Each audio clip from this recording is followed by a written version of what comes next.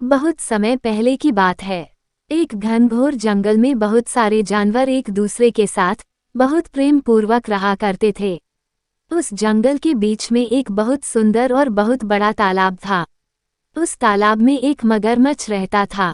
तालाब के चारों ओर बहुत सुंदर सुंदर बहुत सारे फलों के पेड़ लगे हुए थे। उनमें से एक पेड़ जामुन का भी था, जिस पर एक बंदर रहता था। बंदर और मगरमच्छ में बहुत घनिष्ठ मित्रता था। बंदर पेड़ से तोड़कर मीठे मीठे और स्वादिष्ट जामुन का फल खाया करता था और साथ ही अपने दोस्त मगरमच्छ को भी खिलाया करता था। बंदर अपने दोस्त मगरमच्छ का बहुत ख्याल रखता और मगरमच्छ भी बंदर को अपनी पीठ पर बैठाकर पूरे तालाब में घुमाता था। समय बीतते गए और दोनों की दोस्ती बढ़ती गई।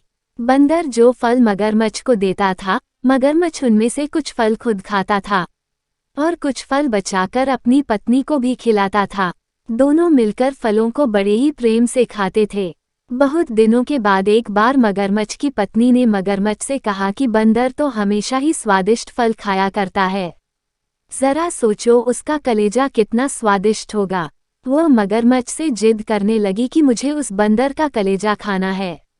मगरमच्छ ने अपनी पत्नी को समझाने की बहुत कोशिश किया कि बंदर हमारा दोस्त है, उसे मैं कैसे मार सकता हूँ, लेकिन मगरमच्छ की पत्नी मगरमच्छ की बात नहीं मानी और अपनी जिद पर अड़ गई और वो मगरमच्छ से रूठ गई।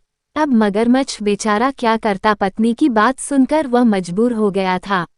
मगरमच्छ ना चाहते हुए भी अपनी पत्नी को मनाने के लिए उसने अपनी पत्नी से कहा कि मैं दूसरे दिन बंदर को अपनी गुफा में लेकर आ जाऊंगा, तब तुम उसको मारकर उसका कलेजा निकालकर खा लेना।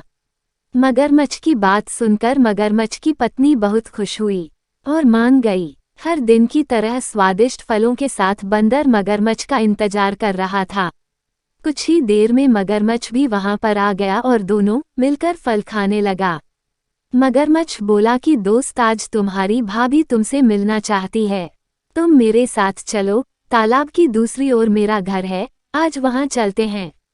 बंदर उस मगरमच्छ का बात मान गया और उछलकर मगरमच्छ की पीठ पर बैठ गया। मगरमच्छ उसे लेकर अपनी गुफा की ओर बढ़ने लगा।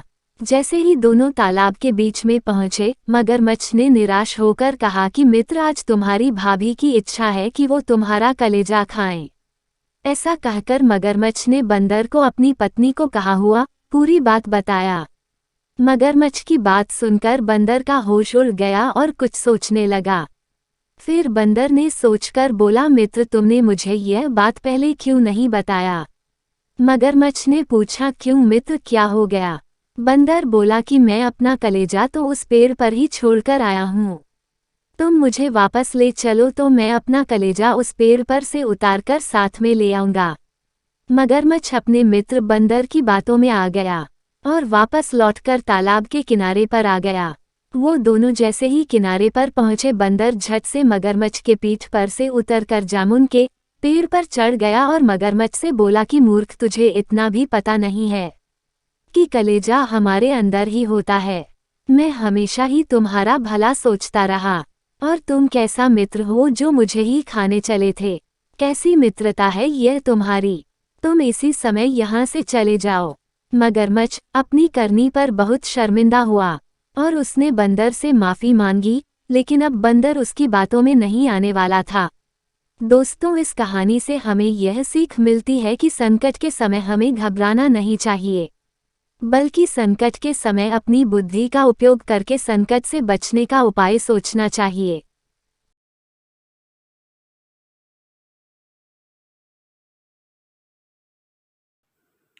Please subscribe, like and share my YouTube channel SDVM Entertainment.